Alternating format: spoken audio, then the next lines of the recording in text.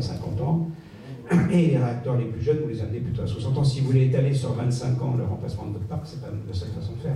Donc automatiquement, quand vous regardez les tranches qui arrivent en VD5 entre 2029 et 2035, il y a très exactement 25 réacteurs qui arrivent.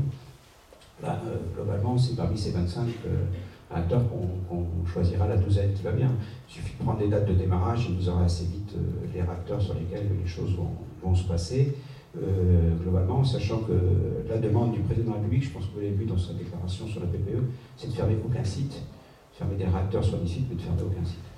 C'est un point de données qu'il faut qu'on intègre effectivement derrière. Sur l'ARENH, puisque vous en parliez tout à l'heure, et la comparaison de l'ARENH avec le 33 € par mégawattheure. Alors, quand je parle de 33 € par mégawattheure, c'est quand on fait des comparaisons, l'intérêt pour EDF et l'intérêt pour le pays, prolonger ou pas le parc. Et quand je suis aux 33 € par mégawattheure, je suis sur les coûts restants engagés, pas sur le prix. Tout le monde sait qu'il y a quand même une différence entre le prix de vente et le coût de revient. Si je fais simple, vous avez un certain coût de revient, qui est celui que je vous indiquais, et encore le coût de revient reste engagé. Mais par ailleurs, si vous avez payé qu'au coût de revient, finalement, vous consommez votre actif. Parce que quelque part, quand vous allez le renouveler, vous n'avez pas mis de l'argent de côté pour le renouveler. La logique, c'est quand même de dire qu'on a quand même un outil qui pèse, en gros, de l'ordre de 40 milliards d'euros en valeur comptable, et que quelque part, il serait normal d'avoir en plus un WACC sur cette valeur comptable de ce parc existant, qui nous rémunère finalement le fait qu'on utilise un outil. C'est la différence entre ce qu'on entend dire de temps en temps sur le coût du nucléaire et le coût restant engagé de 33, c'est principalement ce point-là. C'est principalement le point qui consiste à dire qu'il y a une différence entre le coût restant engagé et puis quelque part ce qu'on devrait normalement être rétribué pour pouvoir juste rétribution du fait qu'on exploite un outil industriel qui a une valeur comptable et que globalement quand vous exploitez un outil de ce type-là, vous attendez à avoir, je ne sais pas, par exemple de 6, 7, 8%.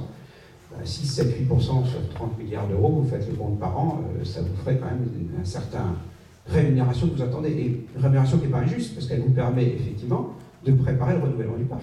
Parce que sinon, vous êtes dans la situation, si je fais ça, si on était rémunéré très bas, juste à notre coût de revient, vous êtes dans la situation, si je fais caricatural, d'un chauffeur d'Uber, qui en gros paye sa voiture, paye le passage au garage, mais met aucun argent de côté, et quand la voiture est usée, il n'a plus rien. Donc globalement, il y a nécessité d'avoir une certaine rémunération, et aujourd'hui, clairement, on n'est pas rémunéré au prix où on doit l'être. Et en plus, on a le pire des deux mondes. Beaucoup de gens pensent que l'ARENH, c'est un mode régulatoire. Non, vous avez le pire des deux mondes. Quand le prix est inférieur à l'ARENH, vous êtes exposé marché, puisque personne ne souscrit à l'ARENH. Et quand vous êtes au-dessus du 42 € par mégawattheure, là, tout le monde veut souscrire. Et globalement, vous saturez les 100 TWh. Dans le tarif, il faut avoir en tête que dans le tarif, vous avez à peu près 70% d'ARENH, c'est-à-dire 70% de 42, et le reste, c'est des prix de marché. Et quand on discute à ce moment-là le tarif, et qu'après quelques mois et quelques années, 2 ans là maintenant, de montée des prix, on arrive à une situation où effectivement, si on en tire les conséquences, 70% de 42, plus les prix de marché sur ces 2 dernières années, vous arrivez à un tarif qui devrait normalement, logiquement, c'est à peu près ce que vous avez entendu comme moi, ce qui s'est dit, augmenter de 5 à 6%. Bien évidemment, un certain nombre de questions se posent. On parlait tout à l'heure du contexte global de ce pays, bien évidemment, on nous dit, non, on ne peut pas augmenter les tarifs de temps. Donc globalement, on est toujours dans cette situation où finalement, quand on regarde bien, entre les 100 TWh de notre production qui sont exposés plein pour l'ARENH et le tarif qui fait à peu près une autre moitié de notre production, on a à peu près aujourd'hui les 3/4 de notre production qui est quelque part capée par le prix de l'ARENH. Capé, ça veut dire que quand les prix sont plus bas, on est exposé plein pot au marché, et quand c'est au-dessus de 42 comme aujourd'hui, parce que les prix de marché, vous avez dû le voir aujourd'hui, sont plutôt entre 50 et 60, vous êtes capé à 42. Donc globalement, on a le pire de deux mondes, et ça, c'est pas acceptable. Sur le moyen terme, c'est pas acceptable. Donc c'est ça qu'on est en train de dire avec le gouvernement. On ne peut pas rester dans cette situation-là. Cette situation-là n'est pas acceptable financièrement pour EDF. Il faut qu'on trouve une situation où globalement on évolue vers un autre mode de régulation, je pense, et un mode de régulation qui reste à discuter bien évidemment avec le gouvernement. Mais on a quand même 2 choses à mettre en face l'une de l'autre, si je fais simple. On a quand même le souhait d'un gouvernement, de tous les gouvernements, d'ailleurs quel qu'il soit, de faire en sorte que le tarif de l'électricité ne s'envole jamais.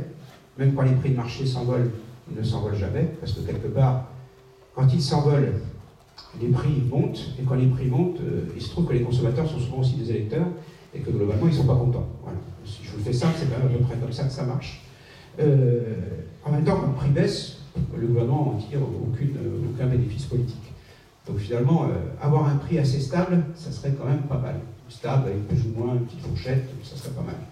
On a exactement l'outil qui permet de faire ça, qui est le parc nucléaire existant. C'est une chose qui est sûre, c'est qu'avec le parc nucléaire existant, on arrive à stabiliser le prix d'électricité, parce que quelque part, même si les prix de l'uranium sont multipliés par 10, ça n'aura quasiment aucun impact sur le prix du mégawattheure, ou très faiblement. Donc on a exactement l'outil qui permet de faire ça. Et ça fait 15 ans que politiquement, on n'y arrive pas. Donc il est peut-être temps d'essayer de mettre les choses sur la table et d'essayer d'y arriver, parce que je pense que ce sera l'intérêt du gouvernement, ce sera l'intérêt d'EDF, ce sera l'intérêt des consommateurs. On a vraiment l'intérêt, on a une façon, une voie à trouver pour faire en sorte d'aligner ces trois intérêts. C'est ce qu'on essaie de discuter aujourd'hui. Plan stockage, c'est un vrai sujet. Il faut qu'on développe des choses. Donc on a déjà des choses, avec les STEP, on a déjà des choses. Sur les batteries, on en entend parler, les batteries vont se développer. D'ailleurs, la mobilité électrique, avec plus de voitures électriques, va quand même avoir un effet sur la manière dont on utilise les batteries de ces voitures, y compris dans les si elles se développent massivement, y compris pour stocker de l'électricité et la restituer au bon moment. Nous-mêmes, on ne travaille pas simplement, d'ailleurs, on a plein de R&D sur le développement pré-industriel, sur des autres formes de batteries que les batteries lithium dont on parlait. On travaille beaucoup en particulier sur la batterie Zinc-Air, dont je ne vais pas aller dans le détail, mais qui sont des types de batteries qui sont, de notre point de vue, assez prometteuses dans l'avenir. Et puis, globalement, effectivement, vous y faisiez allusion, je pense que l'hydrogène est sans doute aussi quelque chose à regarder. Donc, on vient de lancer, il y a 1 mois et demi, 2 mois maintenant, un plan stockage à EDF, en complément du plan solaire. On pense que le sujet stockage est effectivement une nouvelle frontière qu'il nous faut franchir. On a à peu près 10 ans pour la franchir globalement devant nous, et 10 ans, ça va vite. Le charbon, j'essaye de tout balayer, je terminerai par l'Allemagne. Le charbon, donc en France, EDF en tout cas, nous on a 2 centrales au charbon, vous les connaissez, c'est Cordemais et Le Havre. La volonté gouvernementale est claire, et je dirais globalement, on s'y retrouve. La fermeture des centrales au charbon ne pose aucun problème de principe dans le fond. Ça permet de réduire les émissions de CO2, et c'est pas un sujet pour nous. Après, ce sujet de fermeture des centrales au charbon, il était déjà inscrit dans la précédente PPE, il a été inscrit il y a 2 ans, 3 ans, très exactement. Et donc on s'était préparé à ce sujet-là en disant, est-ce qu'on ne peut pas effectivement faire évoluer nos centrales au charbon vers des centrales qui ne soient pas au charbon, les centrales existantes, est-ce qu'on peut les transformer? De là, un projet qu'on a lancé qui s'appelle EcoCombust, qui consisterait finalement à consommer dans ces centrales non pas du charbon, mais principalement de la biomasse. En travaillant ce sujet-là, progressivement, on s'est aperçu que non seulement on pouvait consommer de la biomasse, mais on pouvait aussi en produire. En fait, la PPE, et d'ailleurs le met en évidence, elle veut réserver la biomasse aux besoins de chaleur, aux besoins des réseaux de chaleur, ce qu'on comprend tout à fait, mais en même temps, elle dit clairement qu'on manque de biomasse en France. Or, à travers EcoCombust, parce qu'on a fait ce développement, on s'est aperçu qu'on est capable de transformer ce qu'on appelle principalement du bois de classe B. C'est quoi les bois de classe B? C'est des bois du style d'ameublement. Vous savez, ces meubles-là, par exemple, à un moment ou à un autre, ils vont en déchetterie. Pourquoi ils vont en déchetterie? C'est tout simplement parce qu'il y a de la colle et des vernis à l'intérieur et que quelque part, on est obligé de les mettre en déchets. Donc, vous accumulez des déchets de ce type de bois. À travers EcoCombust, c'est ce qu'on a développé aujourd'hui. On a en mesure de reprendre ces bois-là, par l'explosion vapeur, de séparer le bois des colles et des vernis, d'avoir des effluents liquides, des colles et des vernis. On a travaillé avec Suez sur le problème sur les métallisations de ces effluents liquides pour effectivement en extraire les produits nocifs et finalement séparer l'ensemble. Et après, on se retrouve avec finalement des usines qui demain peuvent produire de la biomasse et au passage, c'est nécessaire, les utiliser aussi pour des besoins de production d'électricité. Est-ce qu'il y en a ou pas des besoins de production d'électricité? Globalement, ce que dit RTE, c'est que non, il n'a pas vraiment besoin de ce qu'on a déjà avec le nucléaire, la montée des énergies renouvelables, on n'a pas vraiment besoin, sauf peut-être quand même sur la Bretagne pendant quelques années, entre 2022, 2025, 2026, sur cette période-là. Quand on regarde, si on arrête Cordemais, Le Havre, il faut quand même avoir un certain nombre de renforcements qui sont prévus à ces horizons de temps-là, mais avec les incertitudes qu'il peut y avoir. Et renforcement, c'est Flamanville 3 qui doit arriver, c'est une usine qui s'appelle Landivisio, qui est un CCG au gaz qui devrait être sur le réseau déjà depuis 4-5 ans et qui n'y est toujours pas, je crois qu'il n'y a toujours pas le premier coup de pelle. Ça devrait être des éoliens en mer qui doivent arriver à l'horizon 2022, mais avec les incertitudes que ça présente. C'est un câble IFA 2 qui doit relier, nouveau câble qui doit relier la France et l'Angleterre, enfin un câble électrique, on sait que ça peut avoir un peu de retard aussi. Donc RTE est quand même un petit peu nerveux, j'allais dire, parce que globalement, ils se disent sur cette carte nord-ouest de la France et notamment sur la Bretagne, il y aura peut-être besoin de sécuriser quand même un peu le réseau pour quelques années supplémentaires.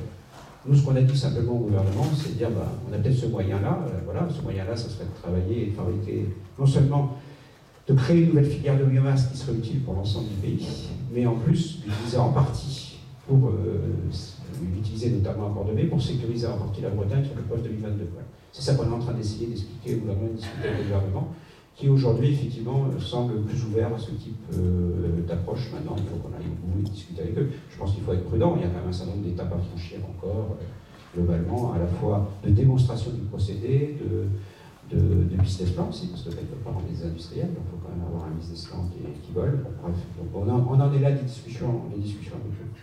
Sur l'Allemagne, je ne vais pas épiloguer beaucoup, simplement donner quelques ordres de grandeur. Vous savez que le soutien aux énergies renouvelables en France aujourd'hui, à travers la CSPE, c'est 5 à 6 milliards d'euros à peu près par an. Je crois que de mémoire en Allemagne aujourd'hui, ça va être 25 à 30 milliards d'euros par an pour les consommateurs. Ça fait des prix du mégawattheure pour les consommateurs allemands de l'ordre de 300 euros par mégawattheure, comparé à 170, 180 en France. En gros, les prix en Allemagne sont 80% plus élevés. Et puis globalement, maintenant qu'ils s'apprêtent à fermer à peu près l'ensemble du nucléaire, je dis s'apprêtent parce que quand vous regardez cet été quand même ce qui s'est passé, c'est quand même extrêmement intéressant. Vous connaissez un truc qui s'appelle, voilà, vous avez le système du RTE, vous avez aussi une autre application qui permet d'aller consulter sur Internet en permanence comment ça se passe sur les réseaux électriques en Europe, y compris l'aspect prix, y compris l'aspect production, qu'est-ce qu'ils produisent, etc. Sur l'Europe, sur la France et l'Allemagne, par exemple, l'éolien fait 64 gigawatts aujourd'hui, 50 gigawatts en Allemagne, 14 gigawatts en France. C'est 64 gigawatts durant cet été. On a beaucoup parlé de 2 ou 3 centrales nucléaires qui ont été obligées de moduler à cause de la chaleur. Juste pour avoir un ordre de grandeur, 64 gigawatts en permanence, vous pouvez regarder durant cet été, fonctionner sur 64 gigawatts, en gros, entre 3 et 6 gigawatts sur les 64. Tout simplement parce qu'on oublie simplement quand il y a une belle canicule, comme il y a eu sur toute l'Europe durant l'été, il n'y a pas de vent. Il n'y avait aucun vent. Enfin, tous ceux qui sont au bord de la mer pour essayer de faire de la planche à voile s'en sont aperçus, il n'y avait pas de vent. Donc globalement, pendant tout ce temps-là, vous aviez 3 à 6 gigawatts sur les 64 gigawatts. Voilà. Donc globalement, ils sont en train de fermer parce que quand vous regardiez sur l'application en question, qu'est-ce qui fonctionnait en Allemagne le matin, par exemple, vous aviez en 1 le charbon et en 2 le nucléaire. Les quelques centrales nucléaires qui restaient étaient le deuxième producteur d'électricité en Allemagne le matin durant cette période. Donc il faut juste l'avoir en tête, c'est-à-dire qu'en fait c'est quand même un sujet qui aujourd'hui, bon, en 2022 ils vont fermer toutes leurs centrales. La seule façon aujourd'hui de décarboner, parce qu'ils ont baissé un peu leurs émissions de CO2, pas beaucoup, hein, de mémoire ils ont baissé de 520 à 500 de CO2 par kilowattheure, ils ont baissé quand même un petit peu. Nous on les a bossés beaucoup plus, parce qu'avec la fermeture, nous on a fait notre énergie 22 en fait entre 2010 et 2016, sauf qu'on ne l'a pas dit, c'est sans doute notre tort. On a fermé Blénaud, on a fermé la Max, on a fermé Aramon, on a fermé toutes nos vieilles centrales thermiques, on les a fermées. À EDF, vous regardez entre 2010 et 2015, EDF France, on est passé de 50 à 60 grammes de CO2 par kilowattheure en début 2010 à 16 grammes de CO2 par kilowattheure en 2015. On a fait un facteur 2 à 3 de diminution des émissions de grammes de CO2 par kilowattheure, alors que dans le même temps, l'Allemagne stagnait en fermant ses centrales nucléaires. Aujourd'hui, elle est dans une situation où elle va avoir un vrai choix à faire. Il y a les centrales à charbon devant elle, il va falloir qu'elle ferme les centrales au charbon. Et donc, par quoi les remplacer, ça va être compliqué. Alors que dans le même temps, je rappelle juste, ça vous pouvez aller voir sur toutes les données électriques allemandes, c'est clair, entre 2010 et 2015, ils ont connecté au réseau chaque année un Fessenheim par an au charbon, les Allemands. Un Fessenheim par an. Nouveau, hein. Donc ils ont mis du nouveau charbon sur le réseau, ils ont ouvert des mines, je pense que vous l'avez vu également.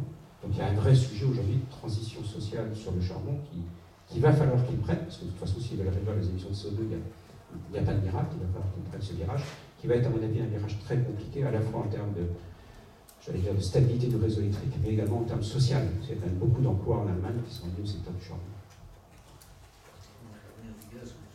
C'est sûr. Les indicateurs sur les différents choix de plan. Sur les ENR, je pense que globalement, nous, globalement, on a mis le paquet sur le plan solaire.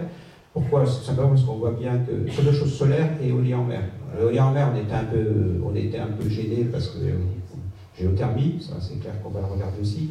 On voit bien que sur l'éolien terrestre aujourd'hui, il y a quand même pas mal de choses qui ont été exploitées et on commence à sentir sur l'éolien terrestre quand même un certain nombre de réticences, par exemple, donc de réticences dans le pays. Donc on va moins mettre le paquet sur l'éolien terrestre, mettre le paquet et finir ce qu'on a prévu de faire sur l'éolien en mer, parce qu'on croit à l'avenir de l'éolien en mer, ça c'est plus stable, ça produit plus en termes de temps et c'est quand même plus intéressant. Et sur le solaire, parce que je pense que sur le solaire, il y a une vraie appétence pour le solaire, il n'y a pas de raison de ne pas le faire. Merci. On va prendre donc une nouvelle série de questions. Juste pour faire le lien entre les deux, je repensais aussi à une autre chose. Ici, vous avez effectivement beaucoup de personnes qui soutiennent et qui supportent la maison EDF. Il y a eu un plan dans la communication et dans la presse qui a été lancé par le WWF sous le titre terrible qui était Sauvons la maison EDF et comment sortir de l'ornière financière, enfin le creuset financier, je dis, dans lequel il est, entre la partie nucléaire, respecter la transition énergétique et les obligations d'aller vers les ENR. Comment vous voyez l'équilibre d'ici 2030 ? Oui. Alors, nous avons des associations de consommateurs, donc on va leur donner la parole en direct. Virginie Turin, Famille de France et l'association de consommateurs.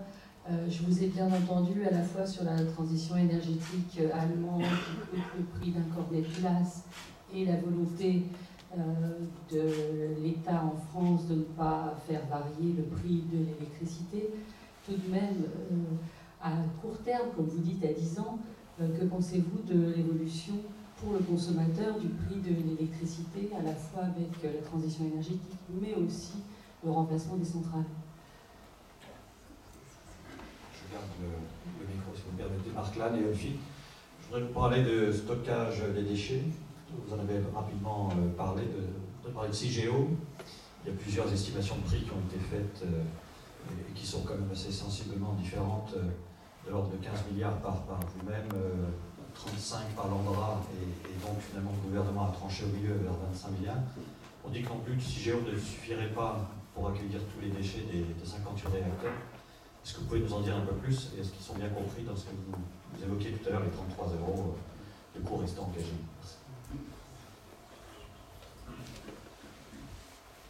Oui, Pierre Beau, EDF. Alors, vous avez rappelé que le nucléaire est effectivement une énergie nationale. Est-ce que vous avez les moyens de suivre la part qui est consommée dans la production du parc nucléaire en France et la part qui est exportée, consacrée aux seuls exportateurs? Et par rapport à ce que vous disiez sur la canicule aussi, quels sont les atouts du parc nucléaire sur les nouveaux usages, donc la mobilité, mais également la climatisation qui résultera du fait que, comme les usages thermiques vont basculer sur les pompes à chaleur, une partie de celles-ci sont réversibles et donc le réseau sera appelé davantage en été.